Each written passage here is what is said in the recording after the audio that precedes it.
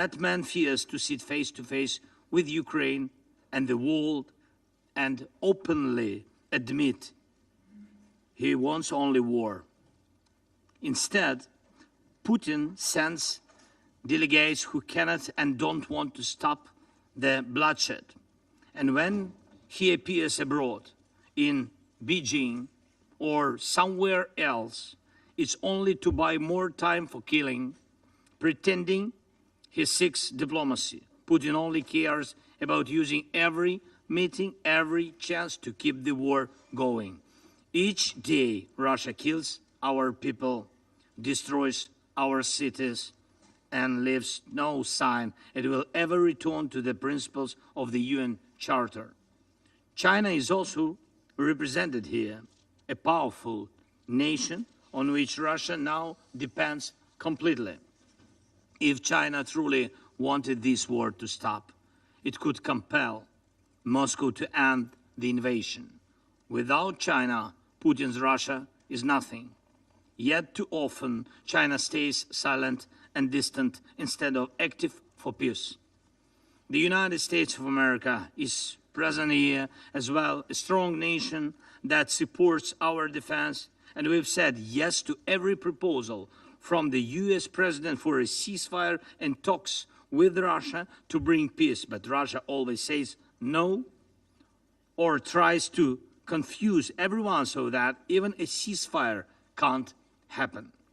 And I met with President Trump just now, and we spoke about how to finally bring peace. And we discussed a few good ideas, and I hope they will work. And I'm grateful for this meeting. And we expect America's actions to push Russia toward peace. Moscow fears America and always pays attention to it. The United Kingdom is here, a permanent member of the Security Council. France is here, also a permanent member. Both nations support us, support our people, our independence. Both promote diplomacy, and both are parties to a document that was supposed to be a positive milestone, together with the other permanent members of the UN Security Council. But instead, it became a warning to the world. The Budapest Memorandum, meant to guarantee Ukraine's security in exchange for giving up nuclear weapons, failed. It proved that international promises can turn into blabbering.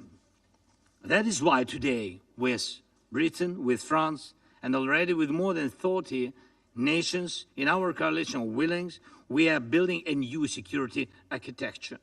We count on the United States of America as a backstop. Real security guarantees must become the line Russia cannot cross again. Here is one example of how strength can stop war. If we could strengthen our skies with a joint system to shut down with a short system to shut down Russian missiles and drones, it would force Russia to stop its attack from the sky, because everything could be shut down, and so Putin would be forced to sit here or in another respectable venue and look for a truce on the ground. If there is no war in the sky, Russia can't keep fighting on the ground. I have talked about this with President Trump and with other leaders. Why do I say this now and here? Because you, the United States, China, Britain, France, the permanent members of the Security Council, represent the world's essential power, the power that must act when international law alone cannot. And no, not Russia. With this war, Russia has discredited itself, even for those who do not yet criticize Putin openly. They still feel that Russia's presence brings no good.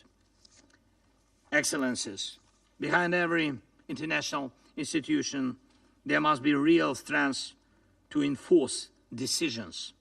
This is true for the Security Council. and for the UN as a whole.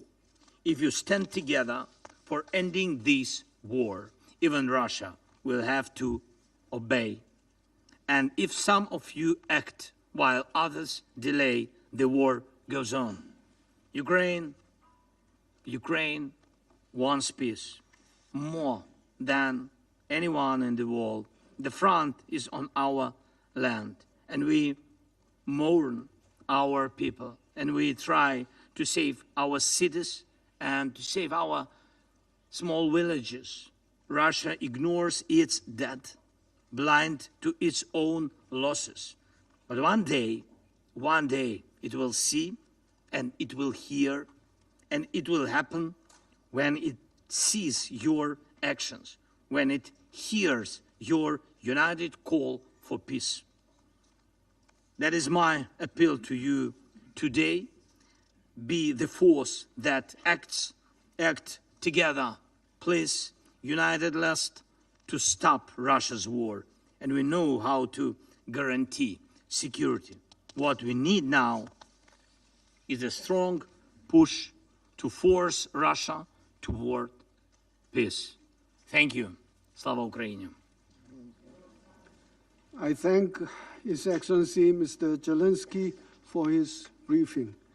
I shall now make a statement in my capacity as Minister for Foreign Affairs of the Republic of Korea.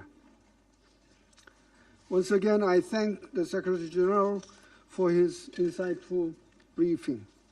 I welcome the presence of President Zelenskyy in this meeting, and I also appreciate the participation of other countries in this important discussion. More than 3 years have passed since Russia launched its full-scale invasion of Ukraine.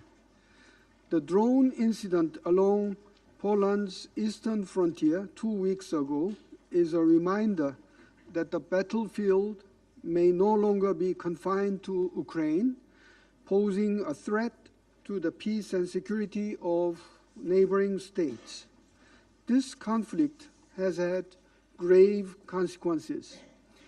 Indiscriminate attacks on civilians and civilian infrastructure continue in clear violation of international humanitarian law. The humanitarian situation remains severe, with millions of Ukrainians displaced, communities disrupted, and essential services under constant threat. These attacks must end. The Republic of Korea reaffirms its unwavering commitment to respect for internationally recognized borders, and in particular to upholding the sovereignty, independence, and territorial integrity of Ukraine. We also, once again, call for the full, immediate, and unconditional cessation of hostilities. This is essential to prevent further civilian casualties and to create the conditions for dialogue and negotiations. Peace, together with recovery and reconstruction, is essential to alleviating the suffering of Ukrainian civilians. Korea has supported Ukraine in areas such as energy, infrastructure, healthcare, and education, and will continue to consider further measures. Korea also acknowledges the initiatives of the international community, including the adoption of resolutions in both the General Assembly and the Security Council last February, which implore a swift end of the war. Taking note of the ongoing discussions among the US, Russia, and Ukraine and European partners, we hope these efforts will contribute to the realization of a peaceful settlement. Excellencies, we remain gravely concerned about military cooperation between the DPRK and Russia, including transfers of ballistic missiles and arms, as well as troop deployments. These actions constitute clear violations of the UN Charter and of relevant Security Council resolutions unanimously adopted by this body. Such cooperation undermines the global non-proliferation regime, prolongs the conflict in Ukraine, and raises serious security concerns on the Korean Peninsula. The DPRK's involvement demonstrates that this war is not an issue for Europe alone. Its repercussions reach other regions, including Northeast Asia, underscoring the fact that this conflict threatens international peace and security as a whole. We urge both Russia and the DPRK to immediately cease all activities that violate relevant Security Council resolutions. Excellencies, the Security Council carries the primary responsibility for the maintenance of international peace and security. All members must uphold the credibility of this body by ensuring that violations of international law are not ignored. The international community cannot allow aggression to be legitimized or rewarded. Korea will continue to support international efforts aimed at achieving a just and sustainable peace in Ukraine. Such peace must be based on the principles of the UN Charter, including respect for sovereignty, independence, and territorial integrity. Only peace founded on these principles will ensure stability for Ukraine and reinforce the rules-based international order that benefits all member states. We will remain actively engaged with partners in pursuit of this goal for the sake of the people of Ukraine. I now resume my functions as President of the Council. I now give the floor to Her Excellency, Ms. Tanya Fajon, Deputy Prime Minister and Minister for Foreign Affairs of the Republic of Slovenia. Mr. President, Mr. Secretary General, allow me to take this opportunity to thank you for your words today and for your personal engagement on this matter over the past years. Ministers, dear colleagues, I sit here with you today exactly 1 year after I presided over Council meetings on the very same issues, the wars in Ukraine and Gaza. Reflecting on these two conflicts, I cannot ignore the many troubling similarities they share. In both cases, there is aggression by the Russian Federation in Ukraine and by Israel in Gaza, directed against significantly smaller countries. In both cases, international law is being openly and repeatedly violated. And I must ask, how many more times will we need to gather here before we put an end to these tragedies? Dear colleagues, the war in Ukraine has accompanied my entire tenure as Minister of Foreign and European Affairs. As such, I feel compelled to reflect more deeply on some of its aspects, because I fear that over time, certain elements may have begun to fade from our memories. First, now well into its 4th year, this war continues to escalate.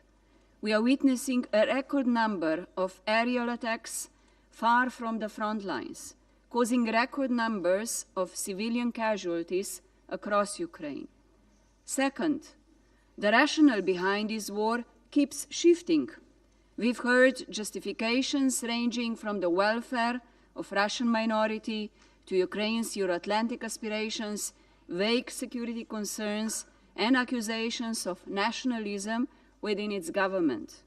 But colleagues, let's remind ourselves, under the UN Charter, none of these reasons provides ground for war. None of them can justify aggression. This is not the first time the Security Council has found itself paralyzed, unable to take meaningful action. But that does not absolve us from our responsibility to protect civilians in armed conflict.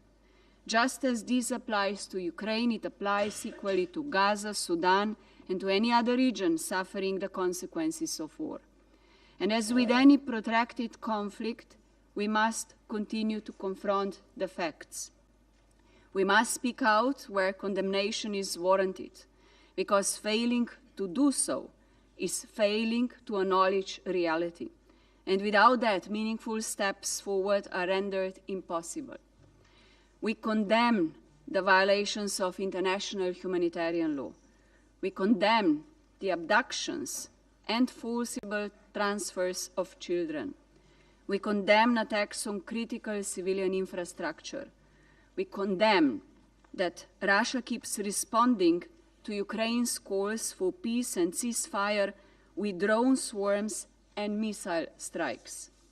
We condemn this war of territorial conquest that countries to erode the foundations of the UN Charter and the credibility of this organization.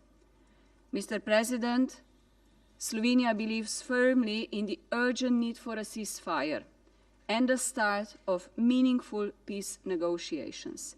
These are objectives we know the majority of the Council can support. Slovenia stands ready to work towards a just and lasting peace, one rooted in the principles of the UN Charter. Every nation has the right to shape its own future. Every person deserves to live in peace, dignity, and freedom. And my country will continue to aid the Ukrainian people until they achieve what they deserve. Thank you. I thank Her Excellency Ms. Fayon for the statement. I now give the floor to His Excellency Mr. Lars Løkke Rasmussen, Minister for Foreign Affairs of Denmark. Thank you, Mr. President, and thank you for the Republic of Korea for convening this meeting and the Secretary General for his briefing. I warmly welcome the participation of President Zelenskyy and his important statement today. Whatever one Council member may claim, there's only one root cause of the war in Ukraine: Russia's illegal invasion of a sovereign UN member state, a blatant violation of the UN Charter, an illegal war of aggression to withdraw borders and take territory by force. But Russia's full-scale invasion was repelled by Ukraine's brave armed forces and with the support of countries opposed to Russia's aggression. But above all, by the determination of Ukraine's people, who refused to lose their independence, to have their national identity erased. With no quick military victory, Russia's leaders switched tactics to terrorize Ukraine into submission. Waves of drones, missiles and bombs hitting civilians and civilian infrastructure, killing the elderly waiting for their pensions, children sleeping in their beds, mothers and babies in maternity wards, rescuers as they search for survivors in the rubble of homes. Daily shocking violations of international law, attacks on the civilian power grid to freeze families in winter, drones used to hunt civilians, sexual assaults, torture and execution of prisoners of war and other detained persons, deporting children. Acts that have been declared war crimes and crimes against humanity by the UN, and for which arrest warrants have been issued by the International Criminal Court. And yet, Mr. President, the Kremlin will have us believe it wants peace. that the aggressor somehow is the victim. But Russia's actions speak louder. The 20 largest air attacks on Ukraine's cities have all happened since May, this May. July was the deadliest month for Ukrainian civilians in over 3 years, with more than 1,600 civilians killed or injured. Since the Council passed Resolution 2774, Russia has shown no interest whatsoever at a first step on the path to peace. Russia's leaders clearly mean to prolong and escalate the war.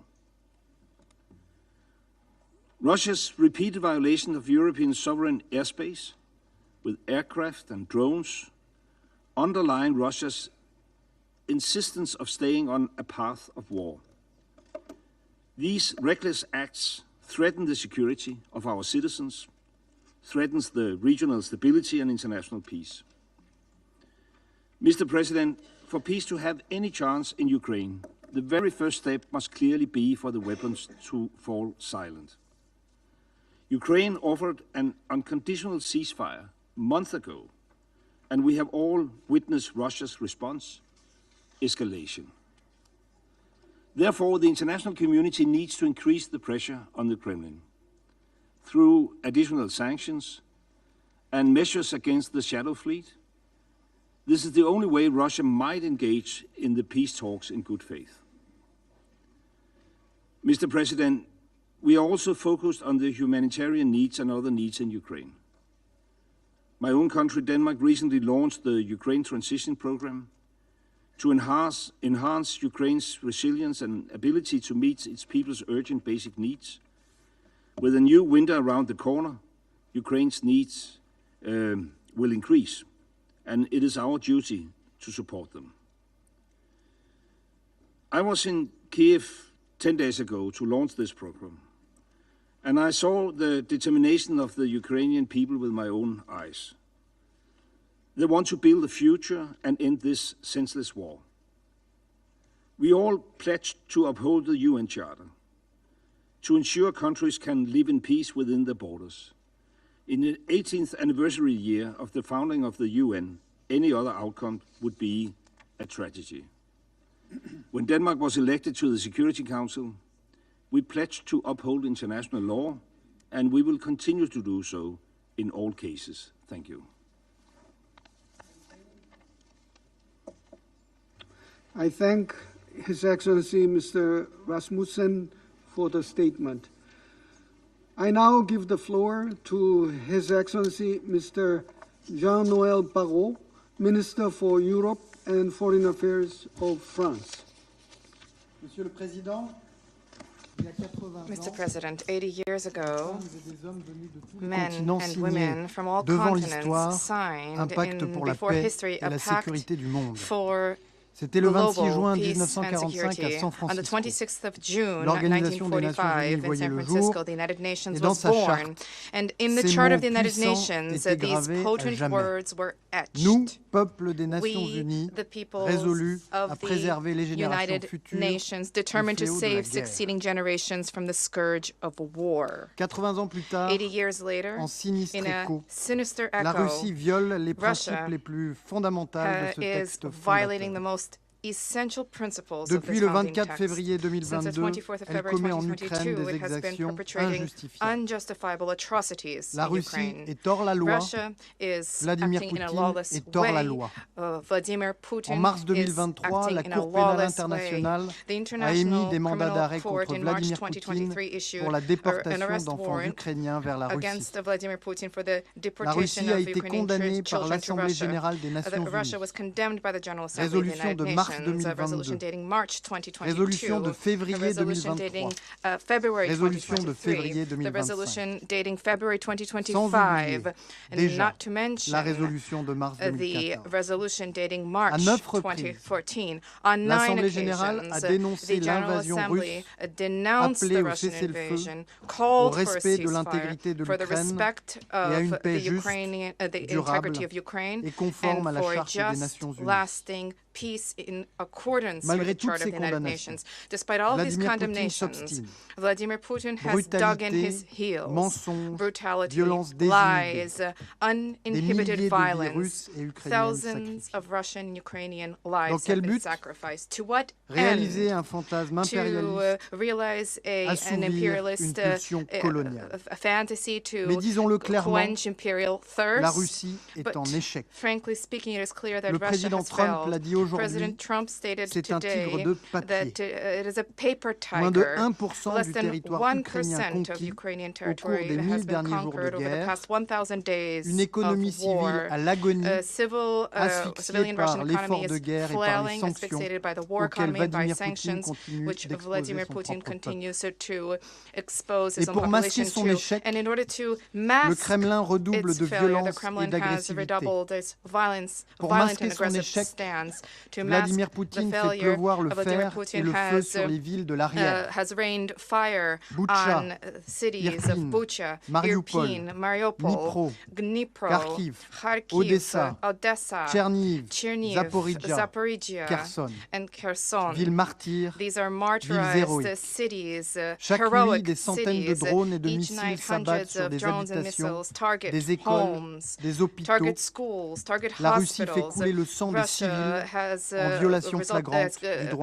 in flagrant breach of international humanitarian law has resulted in tremendous civilian casualties. In order to hide these failures, Vladimir Putin has been spreading, has sought to foment conflict with unacceptable incursions in the airspace of Poland, Romania, and Estonia, hybrid attacks, electoral manipulations, digital attacks which target the democracies of Europe. Rien ne viendra à bout de l'esprit de résistance ukrainien. Rien n'affaiblira notre soutien à l'Ukraine et au principe de la Charte.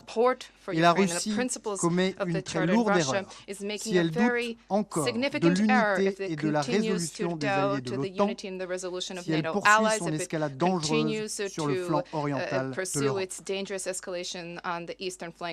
Le 24 février dernier, Monsieur le Président, le Conseil de sécurité a demandé, par sa résolution 2774, présentée par les États-Unis et soutenue par la Russie, à ce qu'il soit mis fin au conflit dans les plus brefs délais. Cette résolution doit être pleinement mise en œuvre. Nous voulons la paix. L'Ukraine veut la paix. L'Ukraine ne demande qu'une seule chose, le respect de son droit à déterminer elle-même son avenir, le respect du droit des peuples à disposer d'eux-mêmes consacré par la Charte. Ce principe n'est pas négociable, il vaut à Kiev comme partout à travers le monde, il est la condition même de l'existence d'une nation. Et notre responsabilité de membres du Conseil de sécurité est de le garantir. Monsieur le Président, la Russie est hors la loi, la Russie est en échec, l'Ukraine veut la paix et la liberté. Autour de cette table, aucun soutien ne doit lui manquer. Thank you. His Excellency Ms. Barrot for the statement.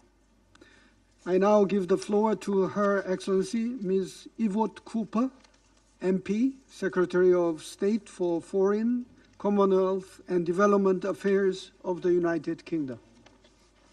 Thank you, Mr. President. Thank you to the Secretary General for his briefing, and thank you to President Zelenskyy and Minister Sybiha.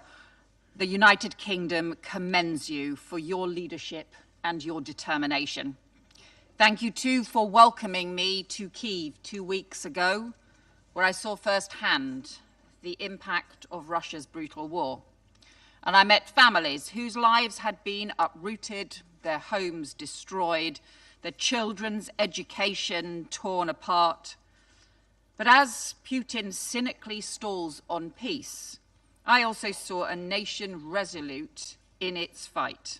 And I saw the strength and the courage of the Ukrainian people, the soldiers, civilians, the mothers and fathers, first responders, healthcare workers, who are standing up to defend their homes and their land.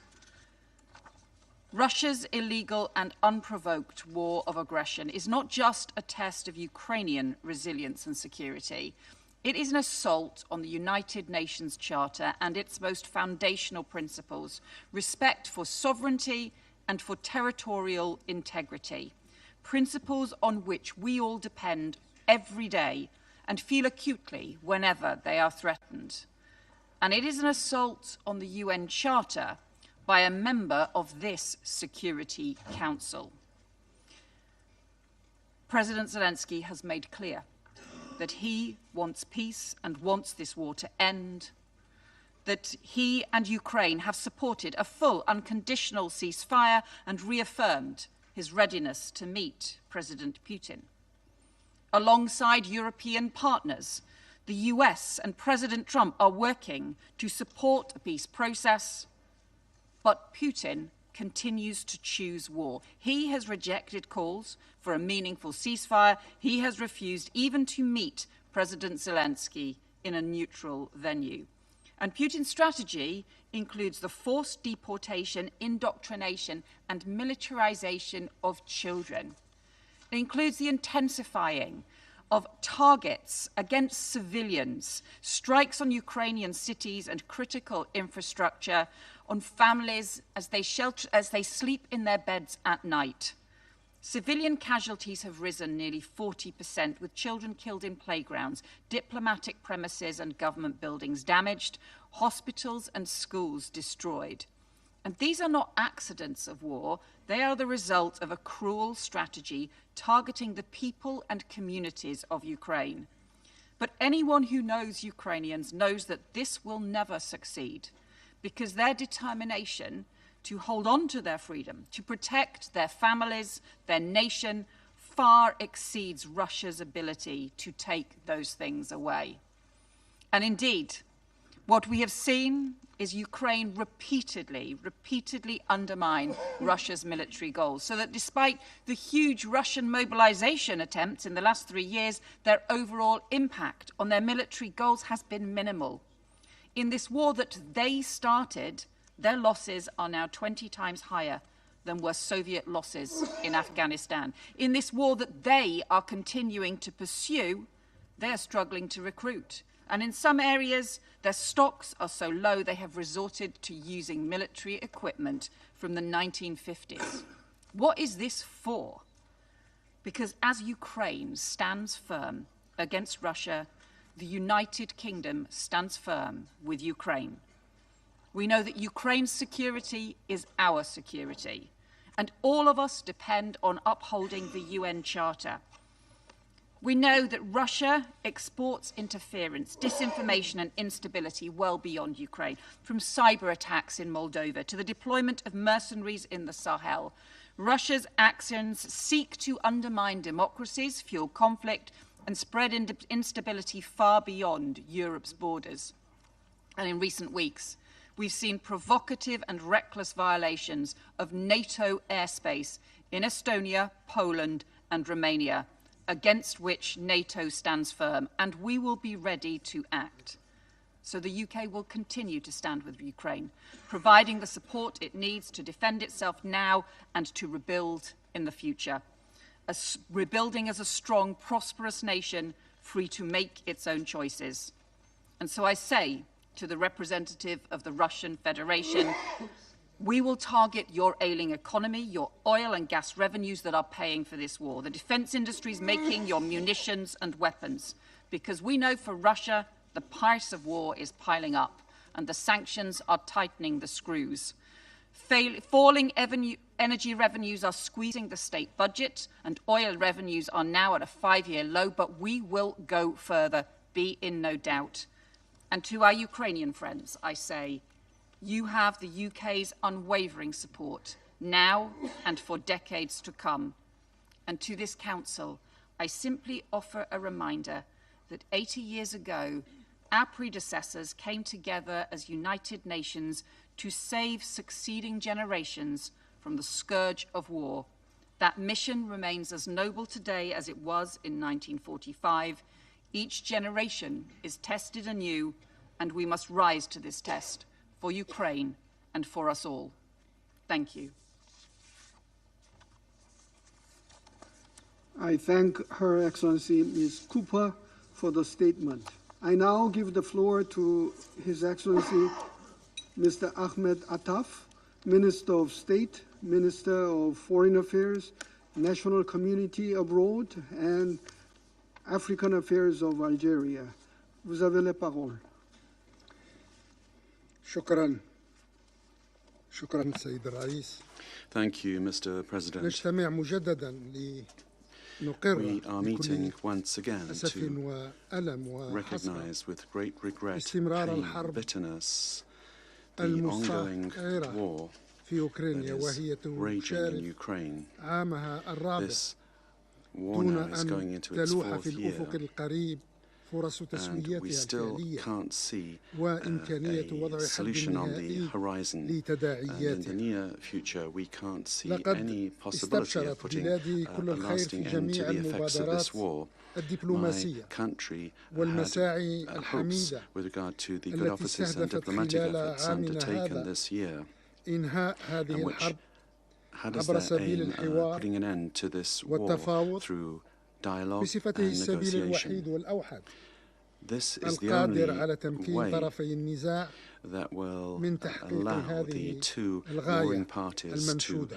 reach the واليوم achieve the نتيقن goal أكثر من ذي that they قبل wish for. من Today, أنه لا even مناص more من than in the استئناف past, هذه we المبادرات would والمساعي reiterate that these good بل offices and وتعزيز diplomatic efforts need to be أثرها relaunched. وصداها We must لإغلاق promote جميع their الأبواب impact أمام and مبادر in التصعيد order to واحتمالات توسيع close the doors to رقعة الصراع في escalation and the المنطقة possibility of بكل ما the conflict تحمله further widening in the هذه region. البوادر من تداعيات مقلقة These وعواقب the وخيمة. situation can only إن have التباعد disastrous البين consequences. في The مواقف clear الطرفين disparity between حول the عديد positions of the two النقاط parties الجوهرية on a يجب أن number لا of crucial يثنينا issues أبدا must not عن prevent السعي us from للمساهمة في تقريب وجهات النظر working towards ورأب bringing together the differing الانقسامات points of view وإيجاد and to أرضية reduce مشتركة those differences, توافقية and also تعيد الأمل في to غد reach a common أفضل للبلدين ground of الجارين understanding وفي that غد can أفضل revive hope للقارة with regard الأوروبية to a better وفي future for غد these two أفضل neighbouring countries and a better للعالم future for the بأسره. European continent, and finally a better future for the whole وإن world. الجزائر ممن يعتقدون تمام الاعتقاد Algeria is أننا حين نتحدث one of the countries that عن is الحرب firmly الروسية convinced that when الأوكرانية we talk about the فإننا Russian-Ukrainian نتحدث war, عن صراع what we're speaking about الكل فيه is متضرر a conflict where ولا أحد all منتفع parties are suffering والكل damage فيه and loss, خاسر and ولا no أحد party is رابح. benefiting. All والكل parties are فيه losing يتحمل out here. قسطا لا Nobody is يستهان winning. به من Each التداعيات party التي is تهدد facing considerable أوروبا negative والعالم effects بأسره. that threaten Europe and the فعلى whole world. الصعيد الثنائي كبدت هذه الحرب Bilaterally, طرفيها this war has cost روسيا the two وأوكرانيا parties, Russia and Ukraine, خسائر فادحة لا تحصى cost them considerable خسائر في الأرواح losses التي that cannot be أزهقت measured, losses in human وخسائر في البنى lives, التحتية التي losses in دمرت terms of the وخسائر infrastructure في that's been الأعباء destroyed, الثقيلة and التي خلفتها losses على البلدين with اقتصاديا regard to the huge وسياسيا economic, واجتماعيا. political and social burdens that this war وعلى has brought الصعيد about for both الإقليمي countries. أدخلت هذه الحرب At a القارة regional level, الأوروبية this بأكملها war has في brought أخطر the whole أزمة تشهدها European منذ continent الحرب into its العالمية most serious الثانية crisis since the Second أمنيا World War. وسياسيا واقتصاديا بل In terms of وحتى security, اجتماعيا وثقافيا. politics and أما فيما the يخص economy, الصعيد but also العالمي in cultural فإن terms. تداعيات هذه الحرب Globally, امتدت the repercussions إلى of this جميع war بقاع have المعمورة been دون felt استثناء in all regions of ولم the world يسلم منها لا without القريب exception. ولا البعيد These effects سواء من have ناحية affected those انعكاساتها countries near and far, على الأمن الغذائي be that in والطاقوي terms of food أو security and من energy ناحية security, تأثيرها or على with regard العلاقات to its الدولية harmful effect on international بالاستقطابات relations, والتجاذبات its effect أو on حتى من ناحية polarization, الأزمة الحادة deepening التي ألمت divides, من جرائها بمنظومة الأمن and the crisis الدولي now affecting the الجماعي. collective security system. All of this is لكل stemmed from this هذه war. الأسباب For all of these reasons, وغيرها فإننا and for نتأكد other يوما reasons as بعد well, يوم أن إنهاء we هذه الحرب reaffirm day by day لا that يحفظ مصالح ending الأطراف this war المعنية will فحسب not only بل preserve the صار interests of the يندرج parties في صلب involved, but وجوهر ما يعرف solving بالصالح this العام war الدولي. is in the إن هذه public الاعتبارات international interest. قد شكلت في مجملها بواعث المبادرة التي تقدم بها رئيس الجمهورية السيد عبد المجيد تبون لبذل المساعي الحميدة بين طرفي النزاع روسيا وأوكرانيا انطلاقا من الصداقة التاريخية التي تربط الجزائر بمن أصبحوا اليوم طرفي نزاع يتطلب منا جميعا العمل الدؤوب بهدف إنهائه عاجلا وفسح المجال لحل نهائي وسلام دائم. وقناعتنا تبقى راسخة من أن زخم المساعي الحميدة والمبادرات الدبلوماسية يجب أن يعلو فوق زخم الصراع والمواجهة العسكرية حتى نتمكن جميعا كل من موقعه وكل حسب قدراته من المساهمة في تهيئة الأرضية اللازمة لتحقيق حل عادل ودائم ونهائي للأزمة. حل سياسي سلمي لأن الحل لا يمكن أن يكون إلا سياسيا وسلميا في مقاربته وفي منهجيته وفي مضمونه، وحل يضمن معالجة الأسباب الجذرية للصراع وإحاطة الشواغل الأمنية للطرفين بالعناية اللازمة، لأن هذا النهج يظل وحدها الكفيل بتوفير مقومات استدامة وثبات الحل المنشود الذي نتطلع إليه جميعا عاجلا غير آجل. وأخيرا وليس آخرا، حل يرتكز على المبادئ المكرسة في ميثاق الأمم المتحدة وضوابط القانون الدولي، لأن هذه المبادئ هي الحكم الفصل بين الدول الأعضاء في منظمتنا الأممية هذه، مبادئ يحتمي بها الجميع ومبادئ تصون مصالح الجميع ودون أي تفضيل أو تفريق أو تمييز. Without any discrimination or favoritism. I thank you for your attention. I thank His Excellency Mr. Attaf for the statement. I now give the floor to His Excellency Mr. Hugh Hilton Todd, Minister for Foreign Affairs and International Cooperation of Guyana. Thank you, Mr. President. Please accept my commendations for the Republic of Korea's efficient handling of the Council's business this month. I also like to thank the Secretary General for his valuable perspectives. Mr. President, Excellencies, today's meeting comes at a time when the ongoing war is at a heightened risk of spreading, with violation after violation of the territorial integrity of neighboring states. Guyana rejects the use of force against the territorial integrity or political independence of any nation state. All nations must be free to determine their own destinies as free peoples, including the projection and the protection of their interests. We therefore join the international community in reaffirming the purposes and the principles of the United Nations Charter and call for an immediate end to the conflict and attendant violations of international law. We deeply regret that a peaceful resolution is yet to be found and that the repeated calls for good faith negotiations and the cessation of hostilities have not been heeded.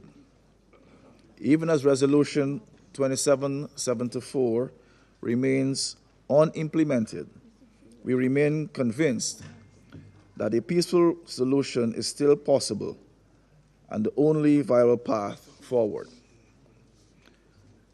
Peace, after all, can never be achieved through force, nor by one side imposing its will upon the other. Genuine and lasting peace requires strong political will, good faith dialogue, and a firm commitment by all involved to sustaining those efforts. Mr. President, Excellencies, as the search for a solution continues, we, the members of the Security Council, must be concerned with the repeated and persistent violations of international law that are taking place. Violations that have placed civilians in Ukraine and Russia squarely at the mercy of combatants. The protections granted to them under international humanitarian law have been stripped away, and they have become victims of deliberate targeting. Their safety and security are imperiled and their vulnerability exploited for military advantage. Moreover, by abducting children, blocking access to humanitarian aid, and attacking critical civilian infrastructure, the damage wrought on civilian lives continues to magnify. The effects of this situation, including the mass destruction of cities and the prolonged economic, social, and psychological impacts, will be acutely felt for years to come. Children have paid particularly high price on account of the violence meted out, especially in the attacks against schools and hospitals. Guyana has always spoken out firmly against such actions and does so again today. We continue to demand that the parties respect humanitarian principles and uphold their obligations under international humanitarian law and international human rights law. We also recognize that ending such violations would require the complete withdrawal by the Russian Federation of its military forces from the internationally recognized territory of Ukraine. Mr. President, even as we continue to demand an end to the war, we continue to be confronted with multiple allegations of violations of the airspace of neighboring countries. As we have stated in previous occasions, every member state has a legal obligation to uphold the provisions of the United Nations Charter and to respect the territorial integrity of other states. Guyana calls for an end to the ongoing violations, which risk igniting a broader regional conflict. We have said this many times. Attempts to resolve a conflict through military escalation will only exacerbate the situation and make a peaceful resolution more difficult. At this critical juncture, we call for an urgent ceasefire and for the parties to commit more firmly to peace through dialogue. Resolution 2774 must be implemented. Guyana urges the international community to work in concert to support those efforts. We will continue to do our part as a member of this council. I thank you. I thank His Excellency Mr. Todd for the statement. I now give the floor to His Excellency Mr. Marco A. Rubio, Secretary of State of the United States. Thank you, Mr. President, and all of you for convening here today on this important matter. When President Trump took office, he made it among his highest priorities the restoration of peace anywhere and everywhere in the world where the opportunity presented itself. And it's met with great success in a number of places. We had a conflict between India and Pakistan, which was a very dangerous conflict, and one that he chose to engage in and was able to bring it to, be very involved in bringing it to a cessation of hostilities. When Thailand and Cambodia were engaged in hostilities, the president got involved over a weekend over in the United States, and were able to play a critical role in that regard as well. We are very grateful to some of the countries in this room that were helpful in that regard with the DRC and Rwanda, and work remains to be done. But again, a conflict that presents grave dangers and extraordinary humanitarian challenges, with Azerbaijan and Armenia as well. He has become involved, and we were able to sign an agreement at the White House very recently that hopefully prevents a future conflict which would prove costly and deadly. But the one that's proved to be an extraordinary challenge has been the war in Ukraine, between Russia and Ukraine. The President has worked on it tirelessly, has invested a tremendous amount of his own time, energy, and the highest levels of our government. We have had meetings in Turkey, meetings in Saudi Arabia, meetings in Alaska, countless phone calls, doing everything possible to bring this conflict to a resolution and to an end. A war that cannot end militarily. It will end at a negotiating table. That's where this war will end. But the longer it lasts, the more people will die, the more will be destroyed. Some of the numbers we are seeing in the loss of life among military personnel, for example, on the Russian Federation side, are staggering.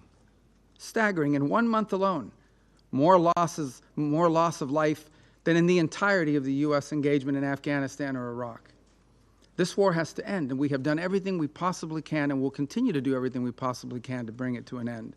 Very generous offers have been made. For example, a ceasefire at the current lines of contact, while all the other details on the future of the conflict could be worked out in terms of future territorial lines. The President has shown extraordinary patience in terms of not assessing additional sanctions in the hopes of having a breakthrough in this regard. And all has come to what appears to be not just a stagnant one, but an era, and we've entered a period of what appears to be potential even escalation, with the historically highest number of strikes we've seen over the last few nights and before. And now we are also watching incursions into neighboring airspace by both drones and airplanes. The President is a very patient man. He's very committed to peace, but his patience is not infinite. And as he has said repeatedly, he has before him the opportunity and the options of imposing additional economic costs on the Russian Federation if necessary in order to bring this to an end. He also has before him the option, as he has already chosen to do in some circumstances, to sell defensive weaponry and potentially offensive weaponry so that Ukraine can defend itself from this assault by purchasing that weaponry. So I'm here to say to the Security Council, the United States remains as committed as it has ever been to a peaceful resolution to this dangerous conflict. But there will come a moment in which we will have to conclude that perhaps there is no interest in a peaceful resolution. And then the President has before him real options, which he intends to pursue, as he has made clear today in some of the messages he has put out. So I strongly urge the Security Council, the member states here, and those who are not part of this as well, to do everything in their power, and including the Russian Federation, to do everything within their power, and the Ukrainian side for that matter as well, but all sides, to bring this war to an end before it becomes something that will last another 3 or 4 years, lead to more destruction, both economic and at the same time and loss of life and loss of property and loss of futures. This war needs to end. But if it does not, if there is no path to peace in the short term, then the United States and President Donald J. Trump will take the steps necessary to impose costs for continued aggression. Thank you. I thank His Excellency Mr. Rubio for the statement. I now give the floor to Her Excellency Mrs. Alexandra Papadopoulou, Deputy Minister for Foreign Affairs of Greece. Thank you, Mr. President, and I would like to thank the Permanent Mission of the Republic of Korea to the UN for convening this meeting. At a time when the United Nations and its membership should celebrate the 8th anniversary of this organization's founding, the world faces multiple and severe crises, while many countries suffer from the scourge of war. Greece firmly believes that all crises could and should be averted through dialogue and diplomacy. Unfortunately, in the case of unprovoked Russia's war of aggression against Ukraine, this defied all diplomatic efforts and resulted in unprecedented loss of human life. For almost 4 years, Europe has experienced the most disastrous war in its territory since World War II. Greece has consistently backed all efforts to put an end to the war in Ukraine. We supported, along with the vast majority of the UN membership, relevant General Assembly resolutions. We assisted this fellow European country in its time of dire need. Above all, we joined our voice with other countries on the need for peace. Greece has welcomed the US-led initiatives and the decisive efforts to stop the bloodshed in Ukraine, firmly believing that the time for peace is long overdue. 3 direct rounds of negotiations between Ukraine and Russia have produced some results with regard to the exchange of prisoners and civilian detainees. Greece welcomes these agreements and their implementation and further calls on Russia to engage in goodwill in further negotiations. We regret that Russia has not yet agreed to a leaders' meeting and that it has shifted away from the path to peace, proceeding to reckless acts that affect EU and NATO borders. As a staunch proponent of international law and the UN Charter, Greece unequivocally condemns any violation of internationally recognized territory by land, air, or sea. Any change of borders as a result of the use of force is unacceptable and sets a dangerous precedent that could incite armed aggression and imitators elsewhere. We desire peace. As Thucydides has taught us, war is a choice, not an inevitability. We call on Russia to choose peace and cease hostilities. Our primary goal now should be a permanent, comprehensive, just and lasting peace settlement that will be fully in line with international law, the UN Charter, the General Assembly resolutions, and the Helsinki Final Act. As a non-permanent member of this Council, Greece stands ready to work in this direction. Lastly, Greece firmly believes that a peaceful resolution for Ukraine without Ukraine is not possible. We likewise view Europe and its nations as an integral part of any solution to end the war. Together with our European partners, we will continue to prioritize Ukrainian, in other words, European security. To that end, we stress that any future peace agreement should be founded on credible and robust security guarantees to preclude the recurrence of war and ensure an independent, democratic, and sovereign future for Ukraine. Thank you. I thank Her Excellency, Mrs. Papadopoulou, for her statement. I now give the floor to His Excellency, Mr. Syed Tariq Fatemi, Special Assistant to the Prime Minister, Minister of State of Pakistan. Thank you, Mr. President. Thank you, Secretary General. I thank the Secretary General for his insightful briefing. I echo his call for peace and the need to bring the protracted conflict in Ukraine to an end. I welcome the Presidents of Ukraine, Greece, France, and Slovenia, as well as the Foreign Ministers of US, UK, and Guyana to this meeting, and the ministers and high-level representatives of other member states. Mr. President, the conflict in Ukraine has raged on for over 3.5 years. It has impacted the regional and international security landscape. Continued fighting has caused immense human suffering. The repercussions of this conflict extend far beyond its geographical expanse. Increased polarization and geopolitical tensions, disruption of supply chains, food and energy insecurity, global inflation, and much more. The Global South has borne a disproportionate brunt of these consequences. Mr. President, we have consistently maintained that there is no military solution here or in the foreseeable future. Every bullet fired, every rocket and drone launched, every life lost moves us further away from peace. We call upon the parties to demonstrate restraint, scrupulously adhere to the international humanitarian law, and make meaningful strides towards de-escalation. Mr. President, given the complex historical context and the intricate nature of this conflict, the logic of singling out third countries and placing this blame elsewhere is not conducive to the pursuit of peace. Mr. President, a glimmer of hope did emerge at the start of the year to pursue the path of dialogue and diplomacy. The Security Council adopted Resolution 2774, mourning the tragic losses of life, reaffirming the Charter's principle to peacefully settle disputes, imploring a swift and end to the conflict, and urging a lasting peace between Ukraine and Russia. Pakistan supported this resolution.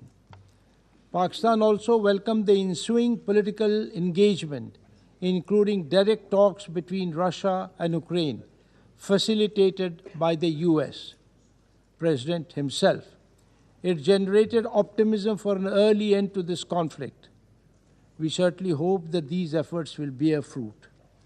Our collective priority must be to silence the guns and create conditions for a negotiated settlement. As an ardent advocate for peace and a firm believer in the power of dialogue and diplomacy, we will support all endeavors aimed at resolving the issue peacefully. That was also the spirit of Resolution 2788 adopted by the Council in July. Mr. President, the path of peace is the only responsible choice.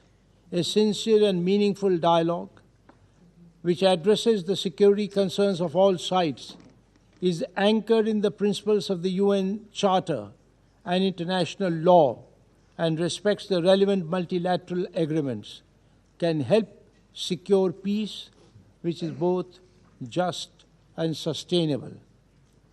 Pakistan will continue to support all regional and international efforts that pave the way for a peaceful resolution of this conflict. I thank you, sir. I thank His Excellency Mr. Fatemi.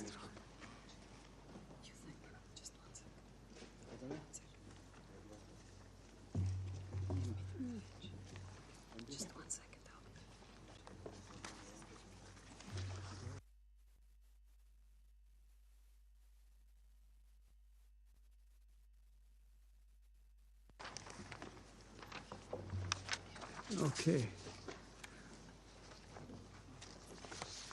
So I thank His Excellency Mr. Fatemi for the statement. Thank you.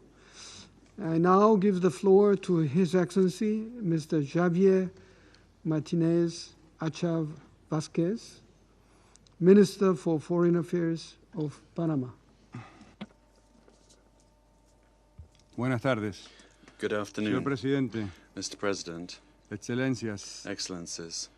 Panamá expresa su Panama would gratitud like to al Secretario General thank the Secretary Antonio General, Guterres Mr. Antonio por la Guterres, información brindada for the sobre el information conflicto en provided Ucrania. regarding the conflict in Ukraine. Saludamos la presencia We de las welcome the distintas presence of the autoridades various countries que nos acompañan who para join abordar us once nuevamente la again situación del today to conflicto address the entre situation la Federación de Rusia regarding the conflict y between Ucrania. the Russian Federation and Ukraine. Panamá, desde el inicio de Since la the invasión beginning rusa of the en Russian el año invasion in 2022, ha 2022, reiterado Panama su has preocupación reiterated its por la concern fractura a over la the paz breakdown y of seguridad international peace and security, así como las nefastas as well as the dire consecuencias de esta guerra consequences of this que war, recae which principalmente first sobre and la población foremost civil. affect the civilian Nos population. adentramos hacia el We cuarto are año de esta entering guerra, the fourth year cuyo of this origen, war, producto de whose una origin invasión a stemming un from Estado the soberano, invasion of a ha sido sovereign motivo de state, numerosas has been reuniones the subject of infructuosas numerous de este Consejo. unsuccessful meetings of this council. En este sentido, In this regard, Panamá, respetuosa del derecho respectful of internacional, international law, rechaza cualquier rejects violación a la any soberanía, violation of the independencia sovereignty, política political e integridad independence, territorial de and Ucrania territorial y condena integrity of el uso Ukraine, de la fuerza and de we un Estado condemn sobre the otro. use of force by one state Reiteramos la against primacía de another. estos principios, We reaffirm the no como un primacy of ejercicio these retórico principles, ni una not aspiración as a rhetorical abstracta, exercise or an sino por el abstract contrario, aspiration, como una obligación moral y jurídica que incumbe a toda la comunidad internacional y que deben ser salvaguardados y defendidos allí donde se encuentran amenazados. La reciente violación del espacio aéreo de Polonia, Rumania, así como la reunión que nos convocó el día de ayer debido a la incursión de aeronaves de combate rusas en el espacio aéreo de Estonia, son muestras preocupantes de la escalada del conflicto que menoscaban los recientes esfuerzos diplomáticos promovidos por Estados Unidos con el respaldo de países europeos para poner fin a esta guerra. Panamá reitera que el diálogo es la única vía para la resolución pacífica del conflicto, que con la debida voluntad política es posible establecer las condiciones que permitan garantizar el respeto a las obligaciones internacionales y salvaguardar la paz y la seguridad. Todo ello bajo un marco amplio de libertad e igualdad soberana de los Estados, con respeto a su soberanía e integridad territorial. Esta guerra, la más devastadora en Europa desde 1945, con una crisis humanitaria que ha causado elevada cifra de muertos civiles y militares, heridos, desaparecidos y desplazados, que además ha impulsado un incremento sin precedente en el gasto militar a nivel mundial, debe llegar a su fin. Los efectos de esta tragedia no se circunscriben a una sola región. Sus repercusiones humanitarias, económicas y políticas son de carácter global y se hacen sentir en todos los ámbitos. Panamá ha defendido durante 80 años los principios consagrados en la Carta de las Naciones Unidas y en el derecho internacional humanitario como pilares esenciales para la convivencia pacífica entre los pueblos. Nuestro país ha sostenido que el respeto a estas normas constituye la mayor contribución que podemos ofrecer a la humanidad para preservar a las generaciones venideras del flagelo de la guerra. Hoy, reiteramos la vigencia de su valor normativo y la preservación de su integridad y universalidad como elemento indispensable para garantizar la estabilidad del orden internacional y el respeto de los derechos humanos. Para Panamá, el multilateralismo constituye una herramienta de éxito imprescindible y un ejemplo de cooperación internacional eficaz, del cual podemos afirmar, por experiencia propia, demostró su efectividad para promover la paz y la resolución pacífica de los conflictos y que coadyuva a enfrentar los desafíos comunes del presente y del futuro. Señor Presidente, solo con la voluntad de cada Estado miembro de este Consejo y la disposición de transformar la retórica en acciones de paz, podremos demostrar la eficacia de este órgano de las Naciones Unidas y nuestra capacidad de llevar la paz allá donde los pueblos sufren por consecuencia de las guerras. Panamá hace votos para que todas las partes involucradas actúen con determinación en aras de alcanzar, sin demoras, una paz justa, duradera y respetuosa de la soberanía e integridad territorial de Ucrania y de los derechos humanos de todas las personas afectadas. Muchas gracias. I thank His Excellency Mr. Acha Vasquez for the statement. I now give the floor to the representative of China. President, I thank Secretary General Guterres for his briefing. Allow me to make 4 points. First, dialogue and negotiations remain the fundamental path forward. Recently, positive momentum has emerged in the dialogue and negotiations on the Ukraine crisis, with key parties holding a series of engagements and talks. However, significant differences remain in their positions and demands.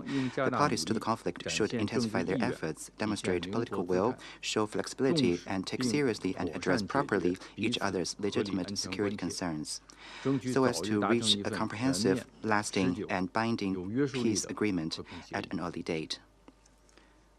Second, promoting de-escalation is a pressing priority. At present, there are no signs of a halt to hostilities on the ground. The parties to the conflict continue to carry out large-scale drone and missile attacks, and substantial quantities of arms and ammunition continue to flow into the battlefield. China has consistently called for adherence to the three principles of no expansion of the battlefield, no escalation of the fighting, and no fanning up the flame by any party. We hope all parties will play a constructive role in de-escalating the situation and in creating the necessary conditions for a ceasefire and the cessation of hostilities at an early date. Third, alleviating the humanitarian crisis is a moral imperative. Civilians are the greatest victims of war. Each additional day of conflict brings an additional day of suffering to the people. The parties to the conflict should exercise restraint, strictly abide by international humanitarian law, and refrain under all circumstances from attacking civilians and civilian infrastructure, and avoid the use of WMDs. The international community should step up its humanitarian assistance efforts in order to help those affected by the crisis overcome their difficulties. Fourth, containing the spillover effects of the crisis is a shared responsibility. The crisis has taken a big toll on global economic development, with developing countries bearing the brunt. The international community should strengthen cooperation on issues such as food, energy, finance, trade, and the protection of critical infrastructure in order to jointly maintain the stability and smooth functioning of global supply chains. Abusing unilateral sanctions and long-arm jurisdiction under the pretext of the crisis does not contribute to a political settlement. On the contrary, it creates new problems and should therefore be rejected.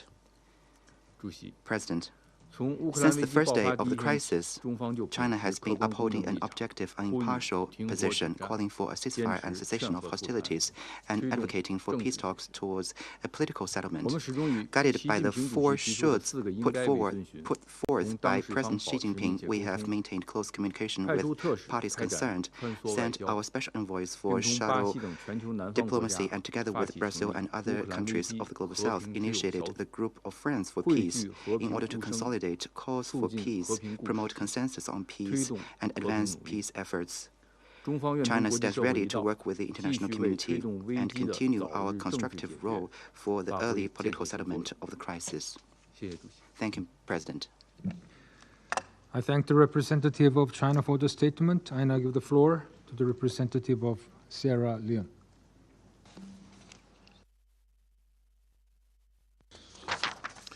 Thank you, Mr. President.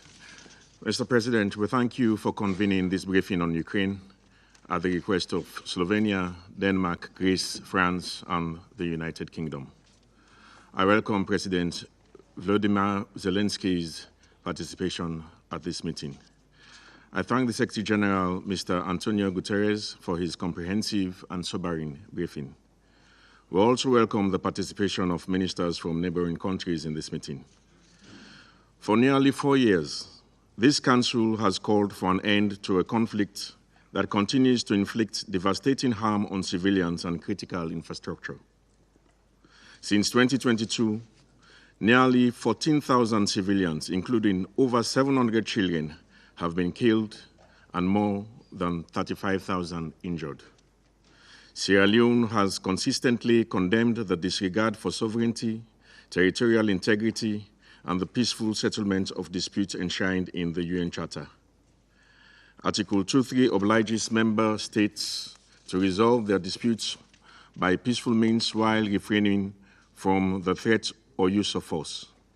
The neglect of these principles and international law in this conflict is troubling, as is the repeated use of force and the Council's failure to secure a ceasefire. This conflict will not be resolved on the battlefield, but through a negotiated ceasefire and peace agreement that addresses the legitimate concerns of the parties. Mr. President, in light of the foregoing, I wish to make the 4 points. First, international humanitarian law must be respected. Attacks on civilians and civilian infrastructure, whether in Ukraine or Russia, violate the principles of proportionality, precaution, and distinction. Second, the conflict toll on children and women is particularly grave. Thousands of children have been killed, injured, or traumatized, while many women face disproportionate impacts on their livelihoods. We call for the immediate return of Ukrainian children and women's inclusion in peace and recovery processes. Third, humanitarian needs remain immense. Over 12 million people require assistance, with millions displaced internally and across Europe.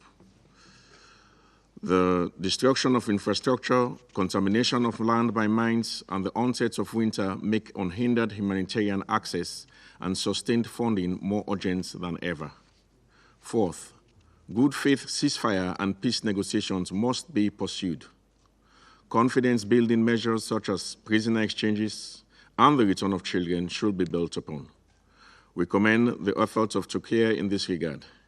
We are concerned by violations of the airspace of Poland, Romania, and Estonia, which risk wider escalation. The Security Council must support political dialogue to prevent regional conflagration.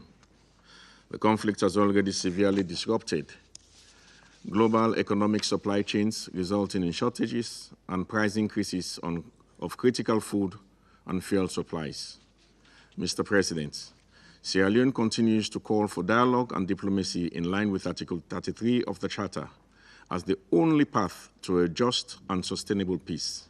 We urge negotiations toward a peaceful settlement that respects Ukraine's sovereignty and territorial integrity while addressing the legitimate security concerns of all parties. I thank you.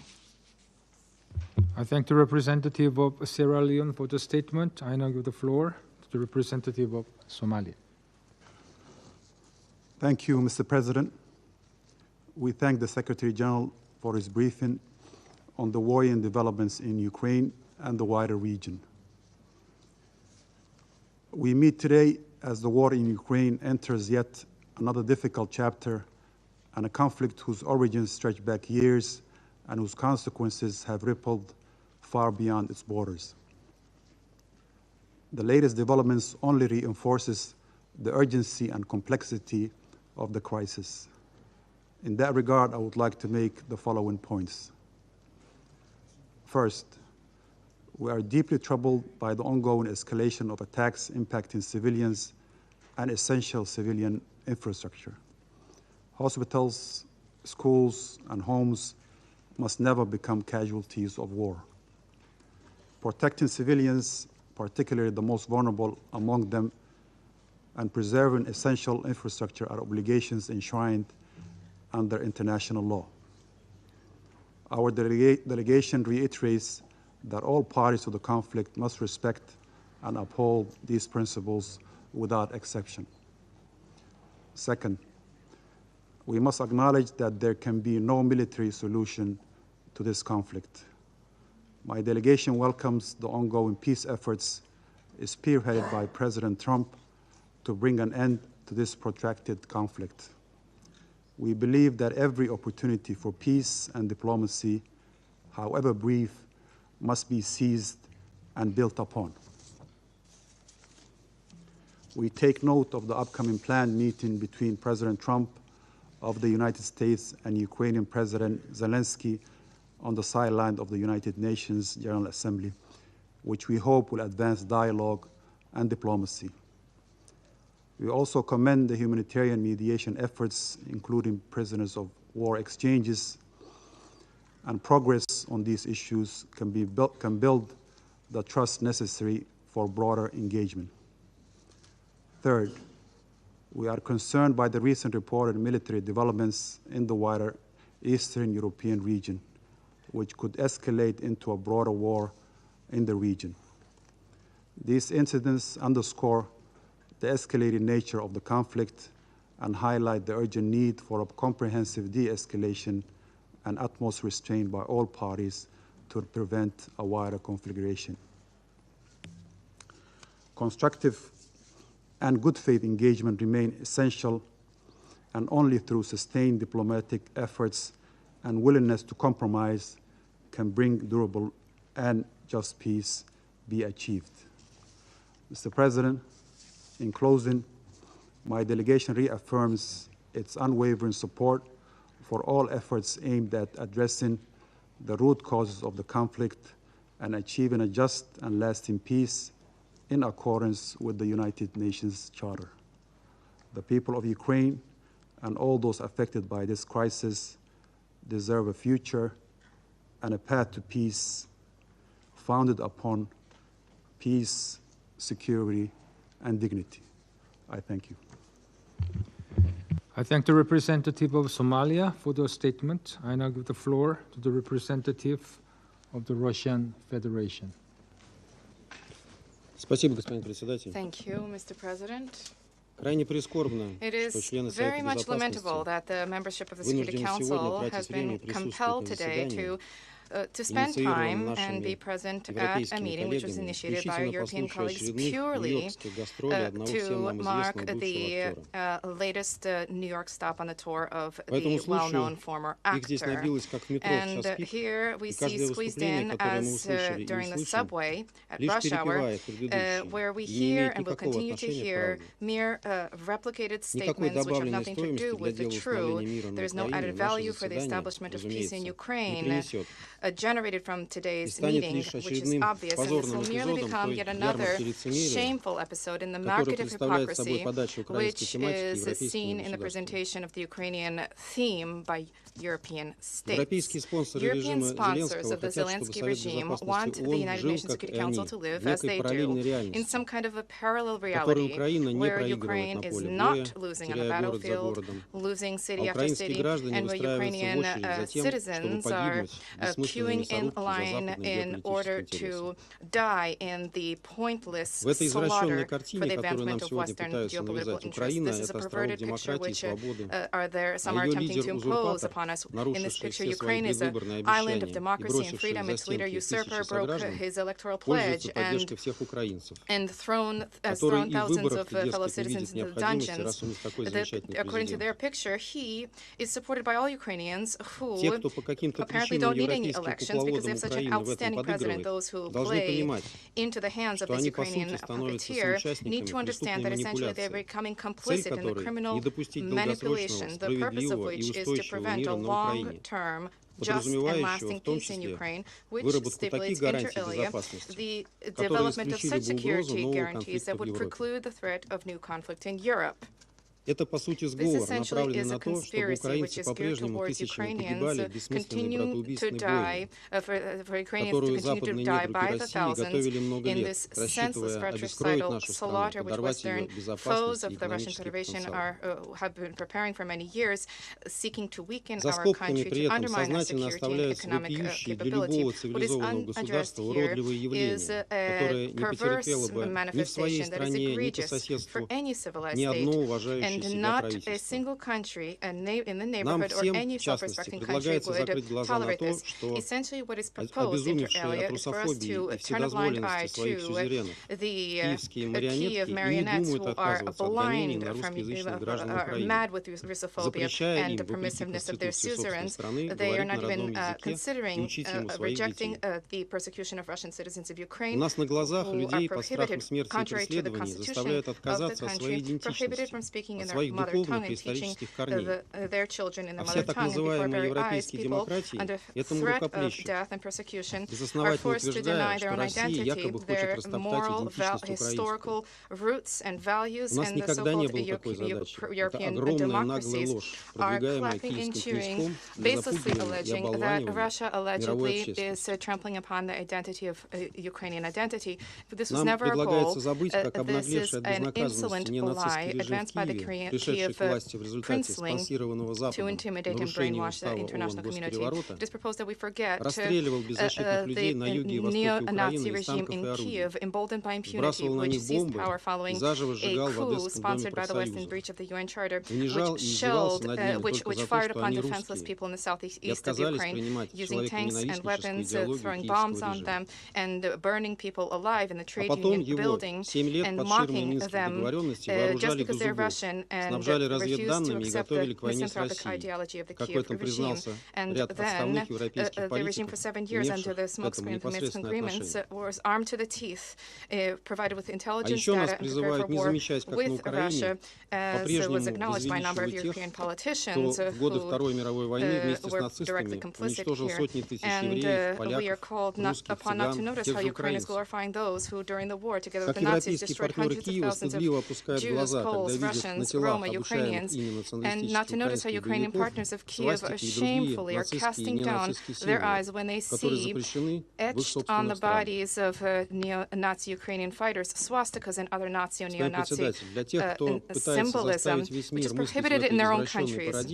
Mr. President, in order to try to force the world to think on the basis of their own grotesque paradigm, the history, in their view, began in February 2022. They do not wish to recall the violations of the pledge not to expand NATO eastward, about the indivisibility of security, to expunge from people's memories the fact of what they wrought in Kiev in 2014, cherry-picking from the UN Charter a single principle about respect for territorial integrity of states, forgetting about sovereign equality and non-intervention in domestic affairs and the right of peoples to self-determination. They see a problem only in actions, which became a response to their own steps. On the go, they are supplanting international law with the so-called rules-based order, which is based on rules which they themselves concoct and impose upon others. The Ukrainian crisis is the direct result of their actions and their acts, which have been undertaken over the course of many years, despite all of our warnings and calls to